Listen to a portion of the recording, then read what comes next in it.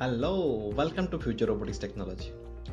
तो सबसे पहले मैं अपने इंस्टीट्यूट के बारे में बताता हूँ। हमारा जो ऑफिस है वो नासिक में है। करीबन हम 6 ईयर से यहाँ पे वर्कआउट कर रहे हैं। अगर यहाँ पे देखा जाए तो सेकंड का लड़का भी प्रोग्रामिंग करता है कि जो इंजीनियरिंग के बच्चे प्रोग्राम करते हैं। यहाँ पे यानी स्टेप बाय स्टेप आपको हर एक एजुकेशन मिलेगा रोबोटिक्स के बारे में। स्टेप बाय स्टेप आप प्रोग्रेस कर सकते हो। और हम रेगुलरली हमारी वर्कशॉप तो होते रहते थे। हर 6 ईयर से हम वर्कआउट कर रहे हैं। तो exactly Christmas workshop, normal Diwali workshop, summer camp. अगर पिछले समर कैंप का ही रिकॉर्ड देखा जाए, यानी ये वाला समर कैंप नहीं, पिछले वाला समर कैंप, तो उस टाइम अगर देखा जाए तो बच्चे आए थे हैदराबाद, अहमदाबाद, ठाणे से लड़के यहाँ पे नासिक में आए थे वर्कशॉप करने के लिए। और इस साल तो कोरोना की वजह से कुछ हो नहीं पाया, तो हमने वो ऑनलाइन वर्कशॉप भी किए थे।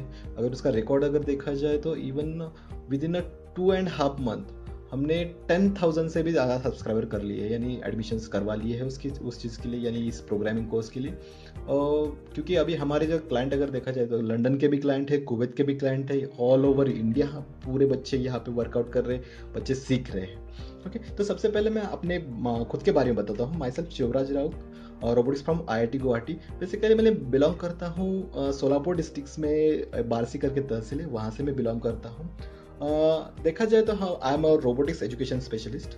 मैंने इवन छोटे बच्चों को भी पढ़ा है, बी के बच्चों को भी पढ़ा है, इवन एमई के बच्चों को भी पढ़ा है। और also the owner of the future robotics technology, founder of national talent search hub. Also, I am on mission to help 1 million students to increase their creativity, confidence, intelligence and fast learning approach with the help of robotics technology.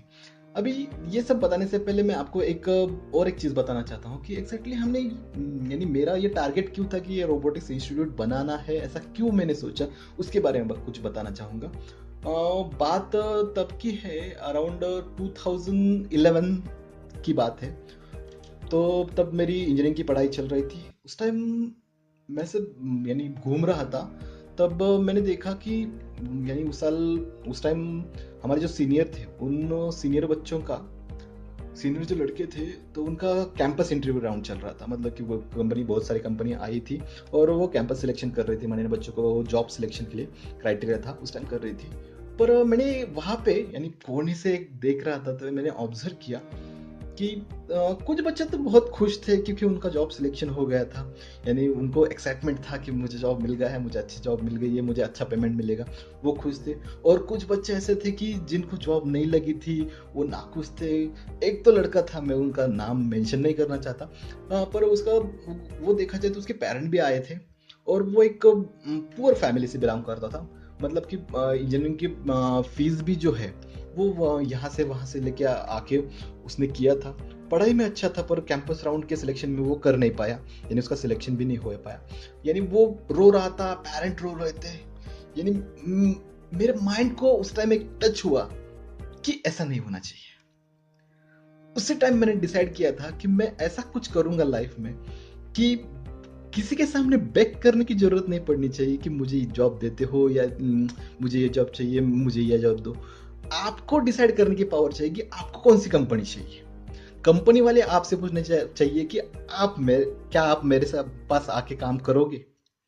क्योंकि अभी market में criteria क्या हुआ है कि बच्चे तो सीख रहे हैं, पर उनका जो टैलेंट बढ़ना चाहिए, यानी उनकी क्रिएटिविटी जो बढ़नी चाहिए, उतने लेवल पे बढ़ नहीं रही है। यानी नॉर्मल एजुकेशन तो हो रहा है, पर एग्जैक्टली जो कॉन्फिडेंस लेवल और जो उनका क्रिएटिविटी लेवल है वो उतना बढ़ नहीं रहा। इसलिए मैंने उसी टाइम डिसाइड किया था मैं ऐसा कुछ करूंगा कि बच्चे, यानी जो लोग हैं, आगे के जो लोग हैं या बच्चे हैं, वो एम्पावर होना चाहिए। यानी खुद के ऊपर, यानी किसी के ऊपर डिपेंडेंट नहीं होनी चाहिए, खुद का कुछ ना कुछ सोचना चाहिए। हमारे एग्जैक्टली की पॉइंट्स क्या है, यानी हमारी जो फ्यूचर रोबोटिक्स टेक्नोलॉजी, उसके की पॉइंट्स क्या क्या है।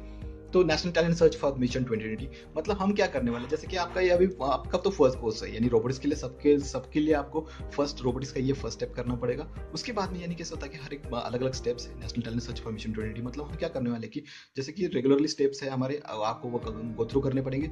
हम क्या करने वाले कि हर डिस्ट्रिक्ट में से 5-5, 10-10 लड़के ऐसे सिलेक्ट करने वाले हैं जिनका टैलेंट हाई है और जिनको लगता है कि आगे जाके फ्यूचर में जाके रोबोटिक्स में कुछ करना है। तो उनके लिए हम रोबोटिक्स की लैब भी प्रोवाइड करने वाले हैं, जैसे कि वो खुद रिसर्च कर पाए। क्योंकि हमारा मानना है कि बच्चा अगर कुछ कर रहा है तो उसमें खुद उनके मन से कुछ ना कुछ रिसर्च करना चाहिए। ये हमारा मेन प्लेटफॉर्म है। ओके, और नेक्स्ट मैं उसके बारे में बताऊंगा, providing futuristic robotic education to all girls and boys of age 4 to 50। Okay, next है work for the development of India with the help of robotics technology in upcoming. अभी तो रेगुलरली क्या चल रहा है हमारे, आप रोबोटिक्स कोर्स तो कर रहे हो, पर अभी हमारा आगे का टारगेट है आपको उसके साथ मिलेगा रेगुलर एजुकेशन भी, robotics education, automobile education and aeronautics education. क्योंकि हमारा आगे का प्लेटफॉर्म वही होने वाला है कि जैसे कि स्कूल भी डिजाइन करने का प्लान हमारा चल रहा है, जैसे कि उसमें रोबोटिक्स एजुकेशन रहेगा, रेगुलर एजुकेशन भी रहेगा, automobile education and aeronautics education. क्योंकि ये सब सीखने के बाद वो तो एक्चुअली मैं तो उनको बोलूंगा कि ये सब उनको नॉलेज, अगर बेसिक नॉलेज भी अगर उनको आ रहा है तो that is the stars of India. क्योंकि यहाँ पे अगर देखा जाए तो बच्चे तो इतना इम्पोर्टेंट, जैसे मैंने पहले ही बताया था आपको, सेकंड के लड़के भी प्रोग्रामिंग कर रहे हैं जो इंजीनियरिंग के बच्चे प्रोग्राम कर रहे हैं। तो हमारा तो मानना है कि इवन हम अभी क्या करने वाले हैं कि एग्जैक्टली 11-12 के जो बच्चे हैं उनके लिए भी हम इंडस्ट्रियल ऑटोमेशन, मतलब कि जो एमई में किया जाता है इंडस्ट्रियल ऑटोमेशन, यानी एमई के बच्चे जो करते हैं, तो एग्जैक्टली वो ऑटोमेशन का प्रोसेस भी हम 11-12 के बच्चों के लिए लाने वाले हैं। और जो हमारी स्टेप बाय स्टेप प्रोसेस रहेगी उसमें कैसे रहेगा कि talent of every student will be check, मतलब कि हर स्टेप में उनका टैलेंट चेक किया जाएगा। जैसे कि आपका भी अभी प्रोग्रामिंग कोर्स का फर्स्ट लेक्चर चल रहा है, यानी आपने इनरोल किया, तो उसमें क्या हुआ कि आपका जो आपने प्रोग्रामिंग कैसे किया, कैसे करते हो, क्या वो भी पूरा आपका टैलेंट चेक किया जाएगा, उसके हिसाब से आपको सर्टिफिकेशन मिलेगा।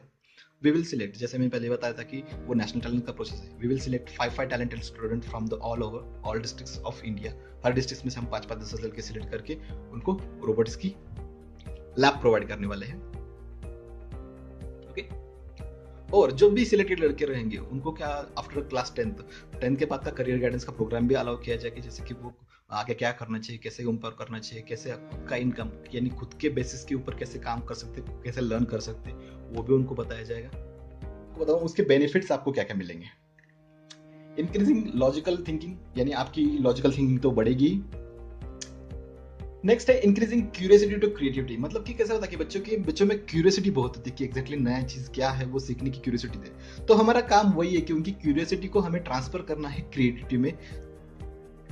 इंक्रीजिंग इंटेलिजेंस, उनका इंक्रीजिंग इंटेलिजेंस भी बढ़ने वाला है, उनका कॉन्फिडेंस भी बढ़ने वाला है।